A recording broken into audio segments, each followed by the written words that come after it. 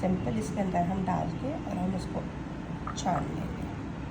हमारा पानी जो है वो काला होना शुरू हो गया है, तो अब हमारा पानी जो है वो बिल्कुल ख़राब हो चुका है। लेकिन हमने इस पानी से देखे तो हमने 3 चीज़ें साफ़ की है। हमने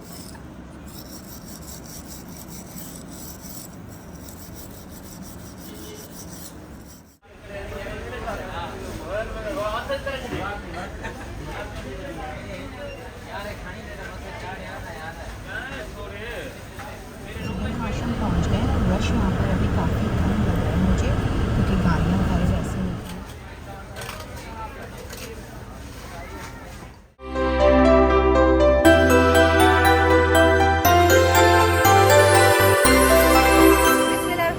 अस्सलामुअलैकुम, कैसे हैं आप लोग? आई होप आप लोग बिल्कुल ठीक ठाक होंगे। हम भी अल्लाह का शुक्र है बिल्कुल ठीक ठाक है। तो जनाब आज जो है वो फाइनली जा रहे हैं ग्रॉसरी करने के लिए।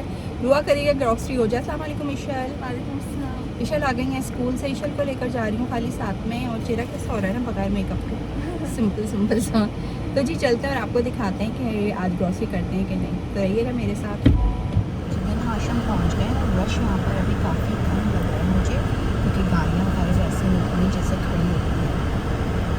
चलते हैं और जल्दी कोशिश करेंगे कि जल्दी खाली हो जाए।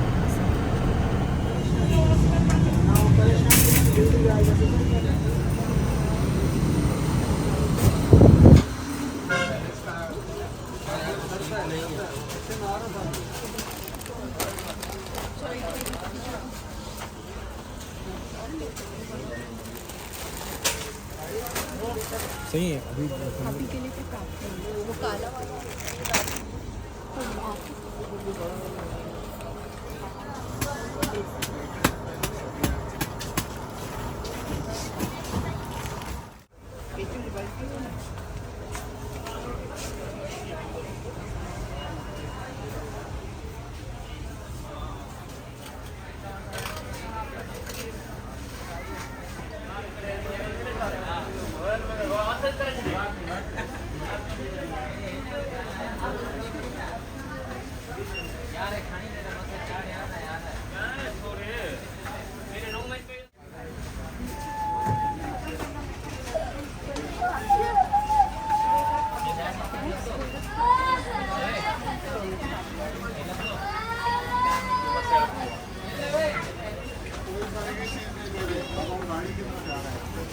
भैया क्या खाता है?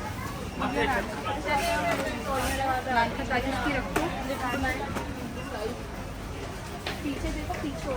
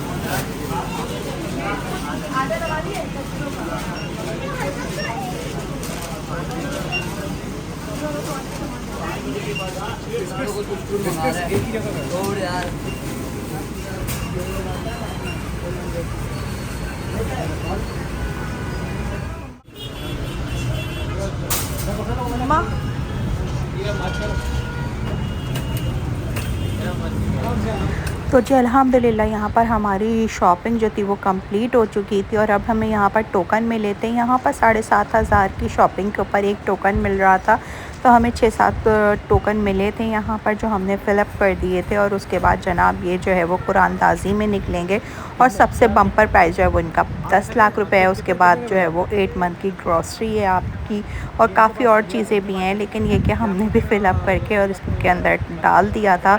अब अल्लाह से दुआ है कि अल्लाह मियाँ हमारा भी कोई जो है वो इसके अंदर प्राइस निकल आए। चीज़ों में तो जनाब हर चीज़ में आग लगी हुई है। यहाँ पर भी ग्रॉसरी जो थी, जो आपकी 20,000 25,000 में हो जाती थी, अब वो ग्रॉसरी जो थी वो 50 से ऊपर की हो रही थी, यानी डबल के प्राइस हो चुके हैं हर चीज़ में। यहाँ पर जनाब हम जो ग्रॉसरी लेकर आए बस अब वो निकाल रहे हैं, और उनको जो है वो मैनेज करके रखेंगे। ग्रॉसरी काफ़ी दिन बाद आज मैंने की थी, क्योंकि पहले हम जो थे वो आपको पता है कि पंजाब के टूर पे गए थे, उसके बाद हम जो थे वो कोयटा चले गए थे, तो बस ज़्यादा ग्रॉसरी यूज़ नहीं नहीं हुई थी जो रखी हुई थी हमारे पास। अब वो मैंने तकरीबन सारी फिनिश की थी और अब मैंने दोबारा रमज़ान से पहले ग्रॉसरी की है। तो जनाब बस चीज़ें उठाते हैं और उनको उनकी जगहों पे रखते हैं।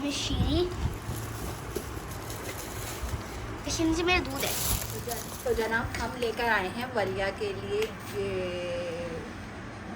वलिया जब ऐसा गई नहीं थी ना तो मैंने कहा था वलिया के लिए मैं कुछ लेकर आऊँगी और वलिया के लिए मैं लेकर आई हूँ M&M's। M&M's। हाँ M&M's। वैसे तो वलिया के लिए बहुत सारी चीज़ आई है लेकिन स्पेशली वलिया के लिए आई है। ठीक है वलिया मुझे कुछ सुनाई दे रहा है, कोई थैंक यू कर रहा है। हाँ शायद कोई और बोल रहा होगा। मुझे कोई लग रहा है कोई खुश होकर थैंक यू भी करता है। हाँ थैंक यू मम्मा। तो जी बस यहाँ पर अब जो है वो हम अपना सामान देखें इस तरह से मैं टोकरियों में करके रखती हूँ और ये मुझे बहुत आसानी रहती है कि मैंने बास्केट्स बनाई हुई हैं। उन बास्केट्स में मैंने डिफरेंट अपनी चीज़ें रखी हुई हैं और इससे आपको देख के भी आसानी लग रही होगी कि जैसे वॉशरूम का सामान एक तरफ कर दिया, अपने मसाले एक तरफ कर दिए, दालें एक तरफ कर दी। इस तरह से ये होता है कि बस टोकरी उठाई और उसमें से हमने चीज़ें निकाली। चीज़ें मैसी नहीं होती, फैलती नहीं है और आराम से हमारा जो कैबिनेट है ना वो साफ़ सुथरा रहता है। तो इस तरह से आप भी चाहें ना तो आप कर सकते हैं, इसलिए कि रमज़ान के दिनों में तो बार बार कैबिनेट साफ़ करना नामुमकिन सी बात होती है। तो अगर एक दफ़ा वो रमज़ान से पहले हम ये सारी सफाइयाँ करके रख लेंगे तो फिर हमारे रमज़ान आराम से गुजर जाएंगे। क्योंकि मुझे तो फैले हुए कैबिनेट्स बहुत ज़्यादा उलझन देते हैं। तो मैं तो भाई इसी तरह से अपनी बास्केट्स वगैरह मैंने ली हुई हैं और मैं उन बास्केट्स के अंदर अपना सामान रख देती हूँ और पूरा महीना सुकून से रहती हूँ। अच्छा, हमारे पास जब हमारी मिर्चें या कोई भी हल्दी वगैरह होती है तो अक्सर अगर हम वो उसको पुराना ले आते हैं तो कुछ अरसे के बाद जो है उसके अंदर कीड़े पड़ना शुरू हो जाते हैं और हमें सारी की सारी जो है वो अपनी चीज़ को फेंकना पड़ता है। अब हमारे पास आसान सी एक टिप है कि हमने कोई भी छलनी ले लेनी है, उसके अंदर हमने मिर्चों को अपने आराम से छान लेना है। थोड़ा सा अपने से दूर रखिएगा वरना मिर्चों से आपको छींकें वगैरह शुरू हो सकती हैं अगर वो आपकी नाक में चली गई।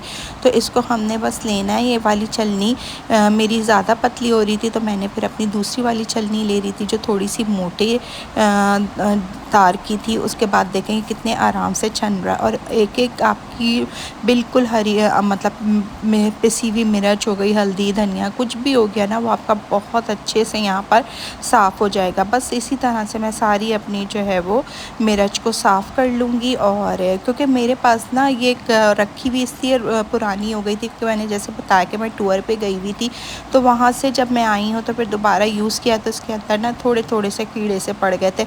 अब दिल बड़ा दुखता है अगर हम इसको पूरे के पूरे पैकेट को उठा के फेंक दें। तो इस तरह से आप देखें तो हमारी बिल्कुल मिर्च साफ़ हो गई है और ये दोबारा से यूज़ के काबिल है।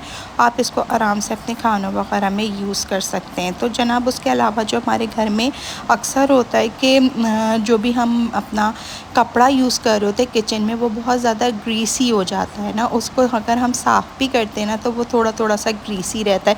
देखिए इस तरह से आप साफ़ करेंगे ना तो बहुत आसानी से साफ़ हो जाएगा। आपने पानी लिया, पानी में थोड़ा सा आपने सर्फ डाला, डिश वॉशर डाला, अगर आपके पास लेमन है तो लेमन डाल लें वरना फिर आप इसके अंदर सिरका डाल दें। सिरके के 2-3 चमचे डाल दीजिए और एक पूरा लेमन अगर हो तो वो इसके अंदर निचोड़ दें और उसके बाद फिर उसके साथ पानी के साथ आप अपने कपड़े को पकाएं। 3-4 मिनट तक आप इसको इस तरह से पकाएंगे तो इसका जितना भी इसके अंदर चिकनाई है वो सारी की सारी हमारी बहुत अच्छे से साफ़ हो जाएगी और ये हमारा कपड़ा जो है वो बिल्कुल चिकना नहीं रहेगा। इसको मैं इसी तरह से उठा के थोड़ा थोड़ा कपड़े को अलट पलट करके और इसको मैं साफ़ कर रही हूँ ताकि इसके अंदर जितनी भी हमारी चिकनाई और मैल है, क्योंकि किचन का कपड़ा जो है ना वो बहुत जल्दी गंदा हो रहा होता है। तो इस तरह से अगर हम डेली बेसिस पे रात को सोने से पहले इसको कपड़े को साफ़ कर लेंगे तो सुबह जब हम उठेंगे तो हमारा कपड़ा दोबारा से बिल्कुल नीट एंड क्लीन होगा। तो जनाब बस इसको यहाँ से हमने 2-4 मिनट पकाया है। पकाने के बाद अब हम इसको किसी भी बर्तन पे निकाल कर और फिर आप इसको साफ़ पानी से अच्छी तरह से धो लें तो हमारा कपड़ा जो है वो तो आपने अगर रात में ये काम किया तो आपने इसको सूखने के लिए रख देना है। उसके बाद जो है वो ये आप सुबह में दोबारा से यूज़ कर लेंगे। अच्छा, इस पानी को हमने अभी फेंकना नहीं है, अभी हमने इस पानी को दोबारा यूज़ करना है। जो हमारे चूल्हा होता है ना, चूल्हे के जो बर्नर वगैरह होते हैं वो भी बहुत ज़्यादा ग्रीसी हो रहे होते हैं। तो आपने इसी पानी में, गर्म पानी में चूल्हा आपने ऑफ़ नहीं किया है और आपने इसी के ऊपर आपने अपने जो दूसरे चूल्हे के बर्नर हैं वो सब आपने उठा के इसके अंदर डाल देने हैं और उसको फिर आपने पका लेना है।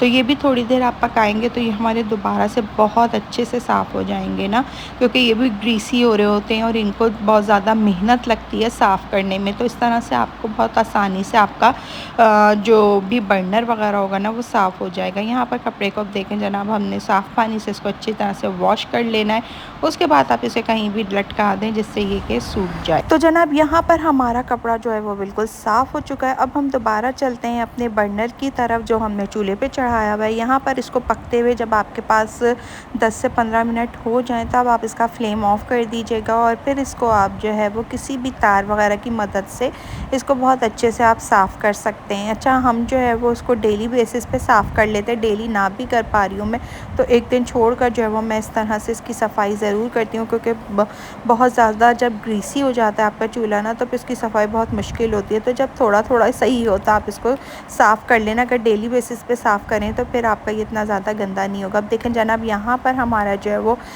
इसको पकते हुए 15 से 20 मिनट हो गए थे। हमने फ्लेम ऑफ करके इसको उतार लिया नीचे और उसके बाद जनाब हम इसको तार की मदद से बहुत अच्छे से इसको साफ़ कर लेंगे।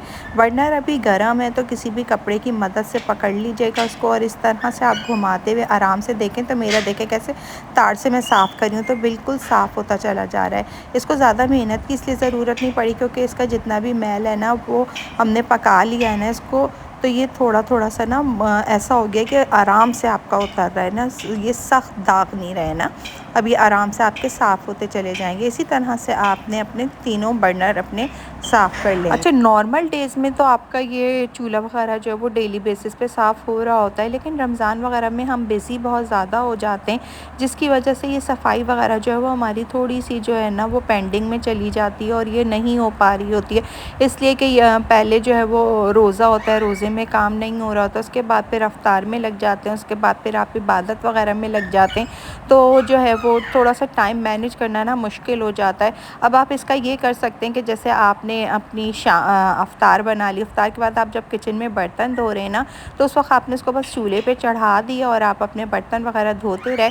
15-20 मिनट बाद जब आप बर्तन धो के फ़ारिग हुए तब तो ये अच्छी तरह से इसका मैल वगैरह भी आराम से आपने पका लिया है, तो फूल वूल गया है, आराम से आपने उठाया और इसके ऊपर हल्का सा तार मारा और आपका जो है वो चूल्हा बिल्कुल अच्छे से साफ़ हो गया ना। क्योंकि चूल्हा साफ़ करना इसलिए भी ज़रूरी होता है तो कि अगर इसको हम डेली बेसिस पे नहीं साफ़ करते हैं ना तो फिर इसकी ना आँच वगैरह पे फ़र्क पड़ता है और आँच ख़राब हो जाती है। तो इसलिए चाहिए कोशिश किया करें कि आप जो है ना वो इसकी सफाई सुथराई करते रहा करें। तो जी आज की अपनी वीडियो को यहीं पर एंड करती हूँ। उम्मीद करती हूँ मेरी वीडियो आप लोगों को अच्छी लगी होगी। अगर मेरी वीडियो अच्छी लगी हो तो मेरे चैनल को सब्सक्राइब करिएगा, मेरी वीडियो को लाइक करिएगा, जैसा प्यारा सा कमेंट करिएगा। रखिएगा अपना बहुत बहुत ज़्यादा ख्याल, मुझे और मेरी फैमिली को अपनी दुआओं में याद रखिएगा। मिलेंगे इंशाल्लाह नेक्स्ट व्लॉग में नई सुबह के आगाज़ के साथ। जब तक के लिए अल्लाह हाफ़िज़, tata bye bye, see you.